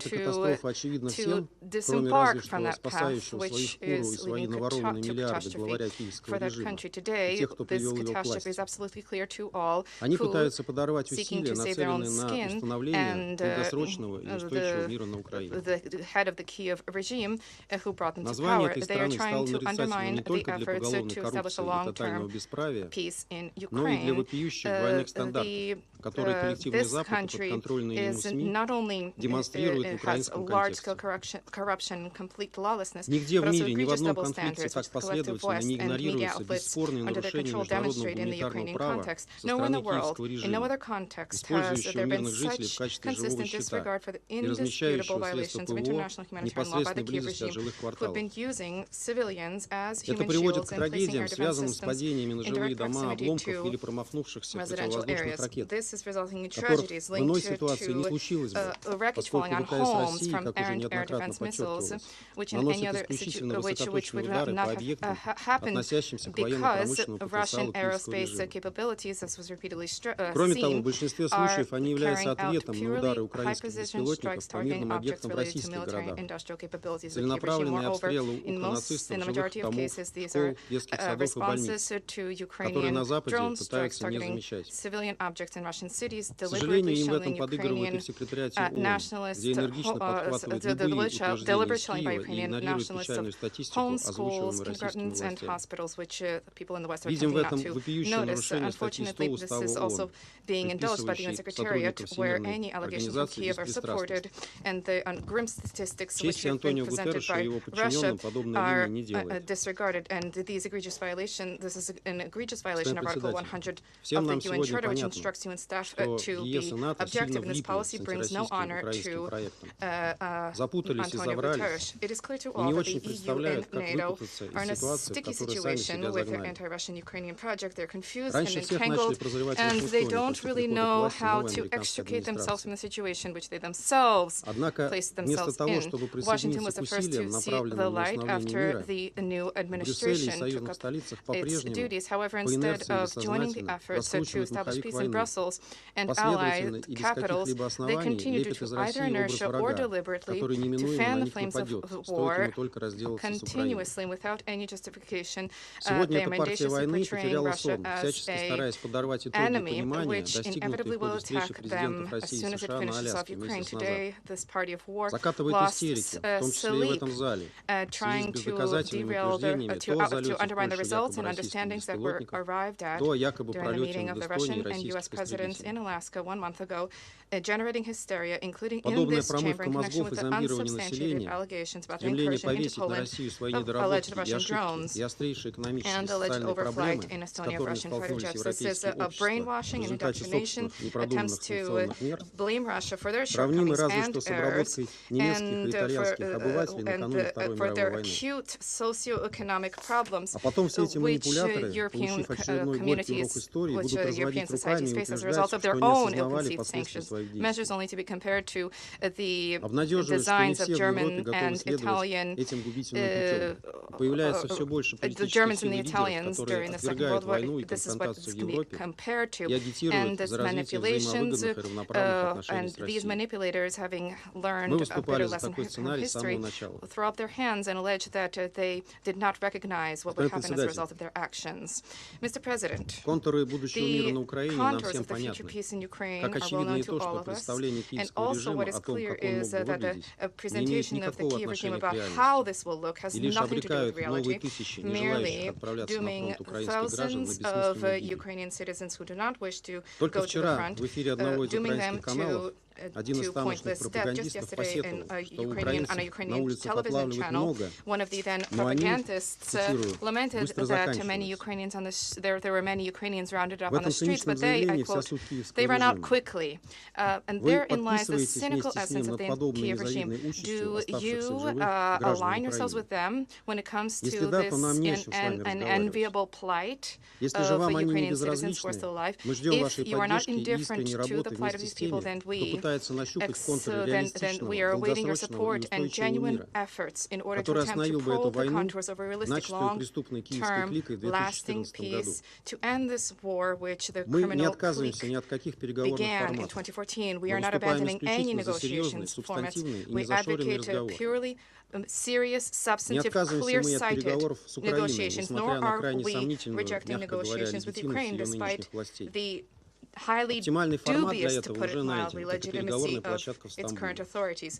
The optimal format for this has already been identified, that is negotiations platform in Istanbul, and the rest will be set out after experts lay down their groundwork.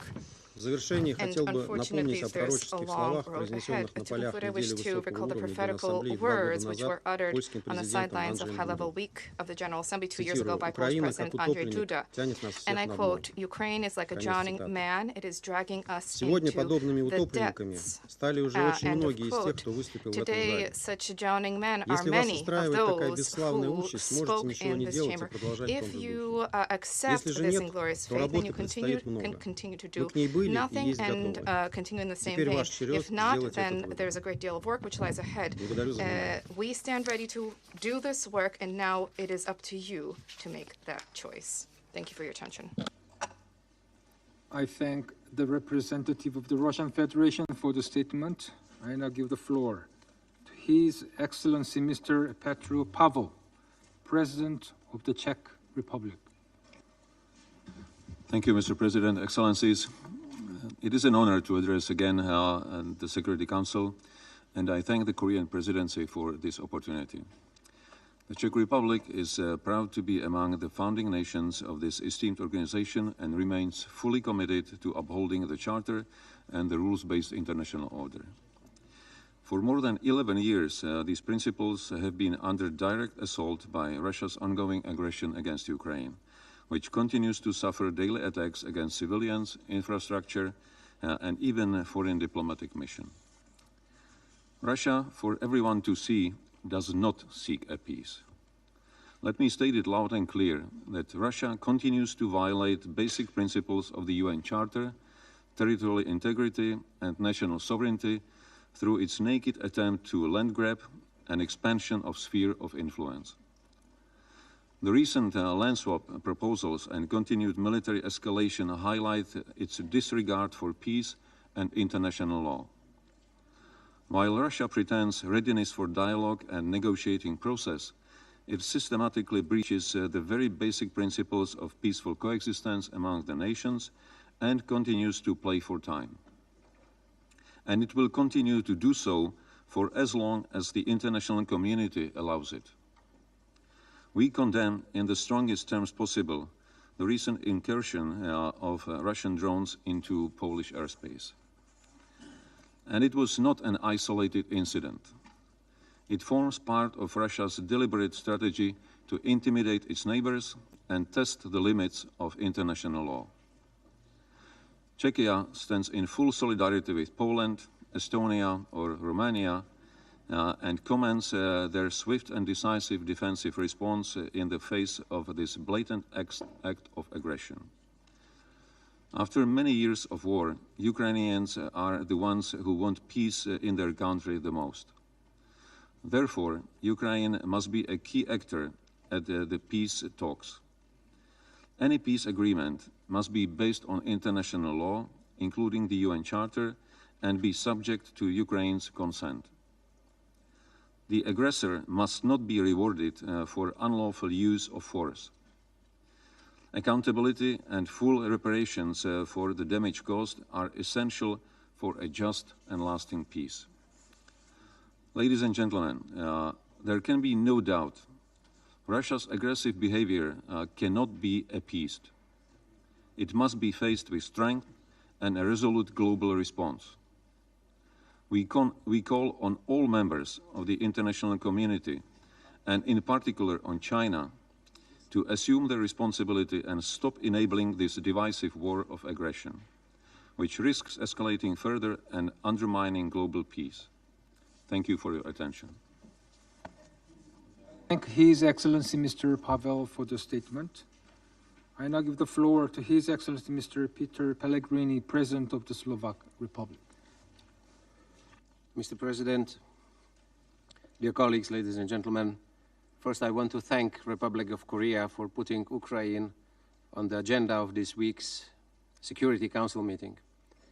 As a neighboring country, Slovakia is very concerned about the situation in Ukraine.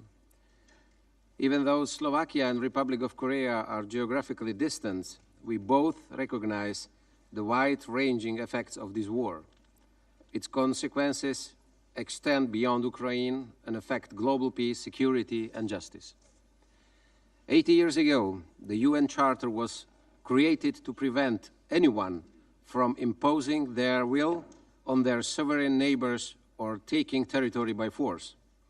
We must stand firmly against such actions. We have given the Security Council the important responsibility to maintain peace and security and to uphold the Charter. Yet, the war in Ukraine has been ongoing for over 1,300 days. This is not just a European issue. It concerns us all. For a long time, we believed that meetings like this would not be necessary. We must consistently defend the UN Charter to ensure that such behavior does not happen again in the future, anywhere in the world. It is our duty to do everything we can to end this conflict. Ladies and gentlemen, as a country with a war right at our border, Slovakia sees the heavy toll it takes: civilian casualties, destruction of infrastructure, and violations of humanitarian law. This war has serious implications for my region and European security. Despite direct talks between President Trump and President Putin in Alaska, there has been no ceasefire or peace agreement. Although there were hopes for diplomatic talks and negotiations, the war continues. Russia refuses to stop fighting, forcing Ukraine to defend itself, its people, and its borders. Recently, there have been troubling incidents involving our allies. Just 2 weeks ago, Russian drones violated the airspace of Poland, our neighbor and ally. I want to express my strong support and solidarity with Poland, as well as with Estonia and Romania. An open door to negotiations should not be seen as a weakness or a call for more violence. It is not surprising that measures are being taken in response to threats to our shared security. Slovakia has consistently called for a quick and peaceful resolution to the war in Ukraine, including direct talks with Ukraine, the country most affected. We are ready to help and support guarantees for a lasting peace that aligns with the UN Charter and resolutions. President Trump has tried to step up and to move from discussions to actions, and he is still trying. The whole international community should continue to pursue peace resolutions to the war in 3 points. First, end the fighting. Second, mediated negotiations between Ukraine and Russia for a peace agreement. And 3, security guarantees for Ukraine, those that would sustain the cause of peace in Ukraine. Thank you very much. Thank His Excellency Mr. Pellegrini for the statement. I now give the floor to His Excellency Mr. Alexander Stubb, President of the Republic of Finland. Thank you very much, Mr. President. I'm addressing the Security Council on behalf of the Nordic states, Sweden, Norway, Iceland, Denmark, and Finland. And I'm probably given the honor to do this because Finland shares a 1,340-kilometer border with Russia. Now, the Security Council has had Ukraine on its agenda for the last 11 years, with a few results on paper and even less on the ground. At the same time, it's quite clear that the General Assembly has overwhelmingly, on several occasions, condemned the aggression of Russia. The Council was entrusted with the primary responsibility to maintain international peace and security, and I think it's quite safe to say that we have failed in that. Ordinary Ukrainian civilians, and actually Russians as well, are paying a high price for this.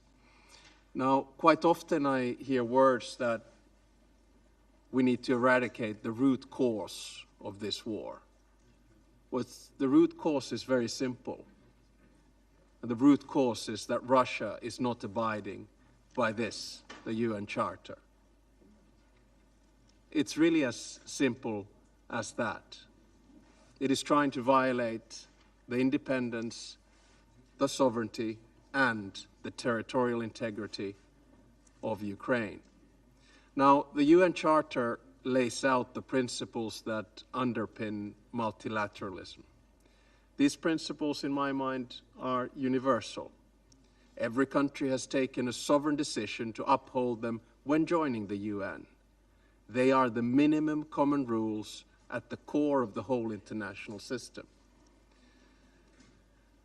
We heard that in a speech from the Secretary General today, and we heard it from the President of the General Assembly.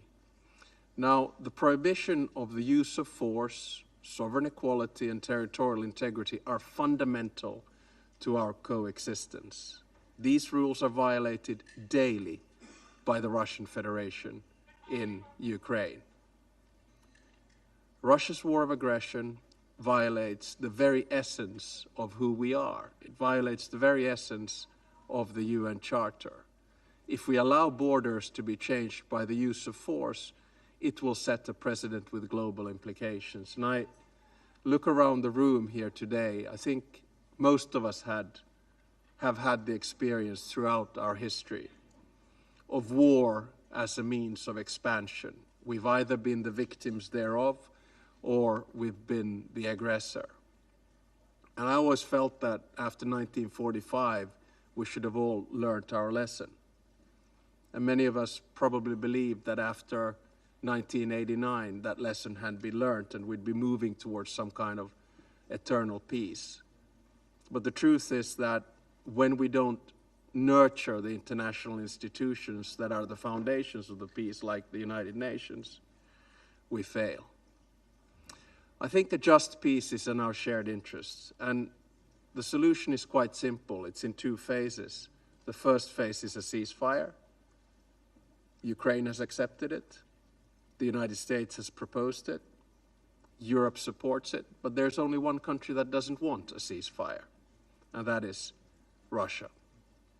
And the second phase is very simple. You go into peace negotiations. And peace negotiations can last a long time.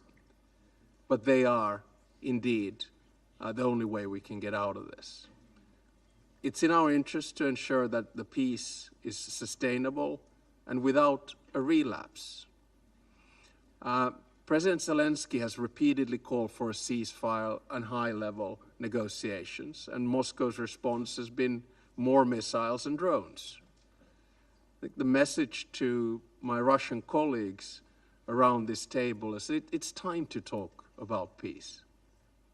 There are too many people dying as a cause of this conflict. I personally think that today could be a game changer for many reasons. One of them was President Trump's post on Truth Social, which I didn't think left any space for interpretation. It was a clear message that it's time to end this war. And I think Secretary Rubio noted that President Trump is running out of patience. Now, of course, Russia is not operating alone, so we urge all states directly or indirectly supporting the invasion to stop. We live in an era with increasing geopolitical tension and hardening rhetoric in international relations. I think we need to be clear. Might does not make right. Borders cannot be moved by force. Kherson, Zaporizhzhia, Donetsk, Luhansk, Crimea, and Sevastopol are Ukrainian. Membership in this council comes with power, but it also comes with responsibility. Please use that power to stop the killing and pave the way for a just and lasting peace in Ukraine, for the sake of all of us. And let me finish by quoting my mentor, President Martti Ahtisaari, who was a big friend of the United Nations and received the Nobel Peace Prize in 2008. He said that what humans begin, they can also end. Please end this war. Thank you very much. I thank His Excellency Mr. Stubb for the statement. I now give the floor to His Excellency Mr. Alar Karis, President of the Republic of Estonia. President of the Security Council, Excellencies, I speak on behalf of Baltic states, Latvia, Lithuania, and my own country, Estonia. We thank the Presidency for convening us at this crucial moment for international peace and security. Russia's war of aggression against Ukraine constitutes one of the gravest breaches of international law and the UN Charter since its adoption 80 years ago. Despite repeated calls by the General Assembly to stop the aggression, Russia continues its brutal assault on the Ukrainian nation, which began with the illegal occupation of annexation of Crimea in 2014 and continued with a full-scale invasion of Ukraine in 2022. This is totally incompatible not only with the status and responsibilities of a permanent member of the Security Council, but also with those of any UN member state. The scale of human tragedy Russia has inflicted in Ukraine is unimaginable. Millions of homes have been destroyed and families torn apart. Tens of thousands of children have been abducted and deported to Russia, subjugated to so-called re-educational programs with their roots and identity are systematically erased. We continue to call on Russia to grant full access for the UN and independent monitors to the occupied territories, to the prisoner of war camps in Russia, and to the areas under occupation. Russia must return the deported children. Russia must release all civilian detainees.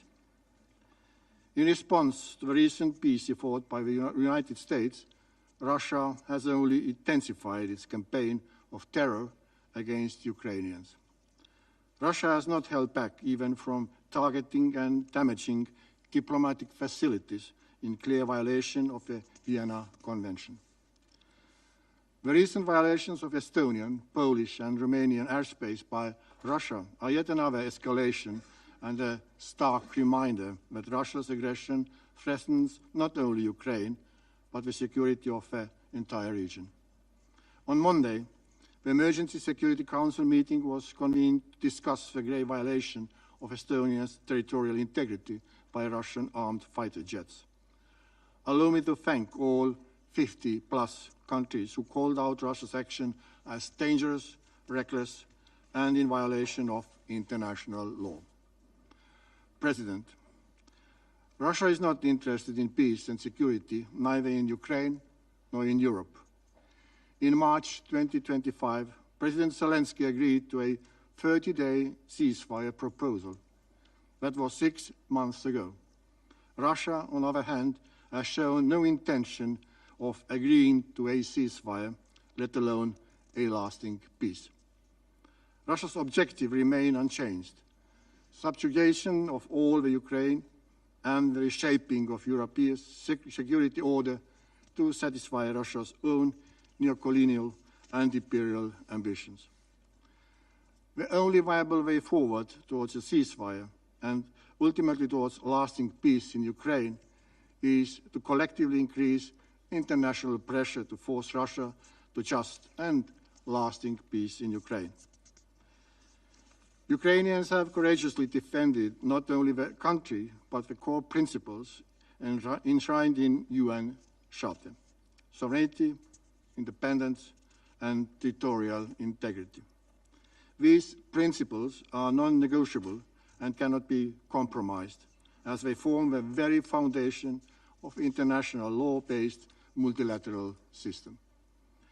The Baltic states' message is clear.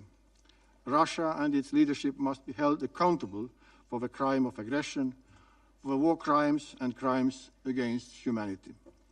There can be no lasting peace without accountability. Without accountability, there can be no justice. And without justice, there cannot be lasting peace. Estonia, Latvia, and Lithuania will stand with Ukraine for as long as it takes. In accordance with Article 51 of the UN Charter, Ukraine has the inherent right to defend itself against Russia's armed aggression. Defending Ukraine's freedom means, for us, defending the sovereign equality of all member states, large and small, the core principles of which the United Nations was founded. We call on the Security Council to act. The cost of inaction is borne not only by Ukraine, but by the credibility of the international community as a whole. We urge all UN member states to increase pressure on Russia by strengthening sanctions or providing greater political, military, and humanitarian support to Ukraine. Impunity, appeasement, and further concessions would only embolden the aggressor and would lead to new crimes and escalation by Russia. Therefore, it remains our common duty to support Ukraine in its legitimate pursuit of comprehensive, just, and lasting peace, a peace rooted firmly in international law. I thank you. I thank His Excellency Mr. Karas for the statement, and I give the floor to His Excellency Mr. Antonio Costa, President of the European Council. Mr. President, first of all, I would like to thank South Korea Presidency to convey this meeting. Ukraine is fighting for the very principles of the United Nations Charter: sovereignty, territorial integrity, the respect of the international recognized borders, the right to choose its own destiny. We cannot rewrite history. This war started with an unjustified and illegal attack by Russia. There is the only one root cause to this war: Russia's refusal to accept Ukraine's right to choose its own future. Peace in Ukraine is not just Ukraine's interest, is not just Europe's interest. It is the interest of the global community. If we accept Russia's invasion of Ukraine, no country will ever be safe. The pursuit of peace must be the top priority of the global community. The European Union will continue to work to end this war of aggression and to support Ukraine in every way. A ceasefire, to which Ukraine has already agreed to, is the first step.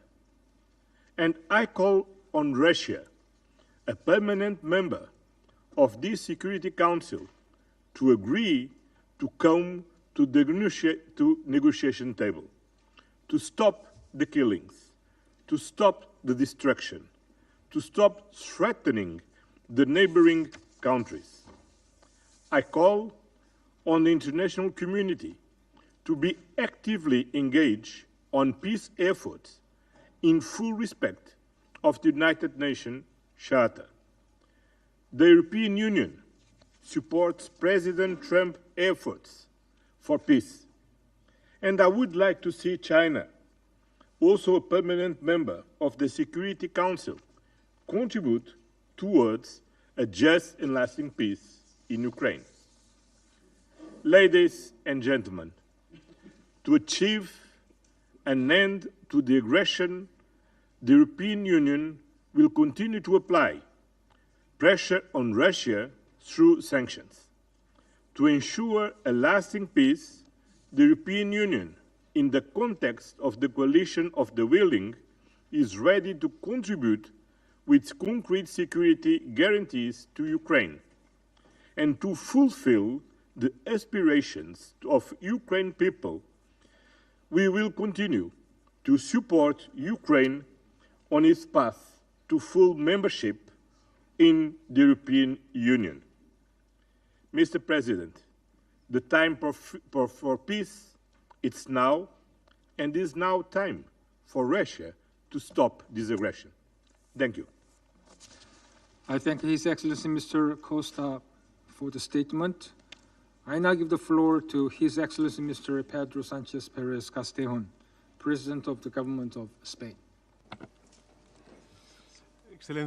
Excellencies, distinguished colleagues, ladies and gentlemen, I would like to thank the Korean presidency for convening this meeting on Ukraine, because one of the priorities of the Security Council must be to ensure that peace comes to Ukraine once and for all. And unfortunately, after 3.5 years of conflict, we remain stuck at the same crossroads without significant progress towards a lasting solution. Ya se ha dicho en reiteradas ocasiones, pero creo que es importante no olvidarlo. La agresión rusa contra Ucrania constituye una violación inaceptable del derecho internacional y de los valores compartidos por el conjunto de la comunidad internacional.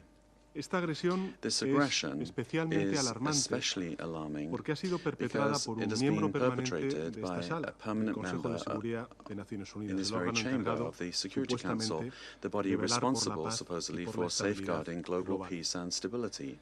Si permitimos que la fuerza y la coacción sustituyan al diálogo y al respeto mutuo entre naciones, estaremos sentando un peligroso precedente que pondrá en riesgo la estabilidad de las fronteras y también del orden internacional, especialmente en Europa, pero también en otras regiones del mundo. Permítame subrayar con la mayor claridad que cualquier acuerdo de paz que se alcance debe estar firmemente anclado en el respeto al derecho internacional y a la Carta de Naciones Unidas. Por tanto, no se pueden aceptar soluciones que impliquen la legitimación de la violencia o la alteración por la fuerza de las fronteras reconocidas internacionalmente. Si renunciamos a estos principios, no solo estaremos traicionando la confianza de los pueblos que representamos, sino que estaremos abriendo la puerta a nuevas crisis y a conflictos en el futuro. En el caso de mi país, de España, desde el primer día hemos sido una firme defensora de la libertad y la seguridad de Ucrania. Formamos parte de la coalición de voluntarios, hemos enviado miles de millones de euros a Kiev, en ayuda militar, también humanitaria. Hemos entrenado a más de 8.000 soldados ucranianos y hemos acogido a más de 240.000 desplazados ucranianos en nuestro país. Ucrania ha demostrado además, miembros del Consejo de Seguridad, repeatedly demonstrated to members of the Security Council its willingness to commit to a ceasefire and to seek a negotiated solution to this war. Sin embargo, la respuesta del presidente de la Federación Rusa, the response of the President of the Russian Federation, Mr. Putin, has been time and again an escalation of violence and the launching of new attacks, ignoring the appeals of the international community and worsening the suffering of the civilian population that is innocent. The recent bombings deliberately targeting civilians and essential infrastructure in Ukraine, hospitals, schools, power grids, and the water supply system are further proof, clear proof that Russia currently has no intention whatsoever of achieving peace with Ukraine. The violations of European airspace in recent days are absolutely unacceptable. And the international community must act with determination and in unity, using all political and diplomatic and humanitarian tools at our disposal to put an end to this tragedy and lay the foundations for a sustainable solution. During this high-level week, let us reaffirm together our commitment to peace, justice and respect for international law, because we cannot allow indifference or fatigue to render us inactive. We must remember that the defense of international law and of human rights, let me repeat that, human rights is a shared responsibility, and it is only through solidarity and cooperation that we can guarantee a safe and dignified future for the generations of tomorrow. Thank you very much. I thank His Excellency Mr. Sanchez Perez Castejon for the statement. I now give the floor to His Excellency Mr. Rick Frieden, Prime Minister of the Grand Duchy of Luxembourg. Thank you, Mr. President. I have the honor to speak on behalf of the Benelux countries, Belgium, the Kingdom of the Netherlands, and my own country, Luxembourg. I thank the colleagues, Prime Ministers of Belgium and the Netherlands, to be here with me to underline the importance we as Benelux countries attach to the peace and security in Ukraine. For over 3 years now, we and the overwhelming majority of United Nations member states have been calling on Russia to end its illegal war of aggression against Ukraine. Russia must stop this war immediately, as already stated forcefully also by the International Court of Justice in March 2022. In this war, Russia is the aggressor, and Ukraine has a legitimate right to defend itself in line with Article 51 of our UN Charter. Last February, this Council adopted a resolution imploring a swift end to the conflict and urging a lasting peace between Ukraine and Russia. As a permanent member of this Council, Russia has a special responsibility to uphold the UN Charter, international law, and global stability. In reality, Russia is challenging the very principles of the United Nations. Therefore, Russia's aggression not only undermines Ukraine's security and Europe's security as a whole, it affects the entire international community. Mr. President, for years, the people of Ukraine have bravely stood up against daily indiscriminate bombings and killings by Russia's armed forces. Countless civilians have died, entire neighborhoods and cities have been destroyed. Thousands of Ukrainian children have been abducted. These kids must be brought back immediately. The Benelux countries reiterate their strongest possible condemnation of this war started by President Putin. Our message to Russia remains clear and simple. Stop attacking Ukraine and withdraw your troops. The Benelux countries underline their unwavering support for Ukraine. We remain steadfast in our support for comprehensive, just, and lasting peace in Ukraine, in line with our Charter. Any peace must be just, not imposed, not partial, and not forgetting the victims and the suffering endured. There must be accountability for all the crimes committed.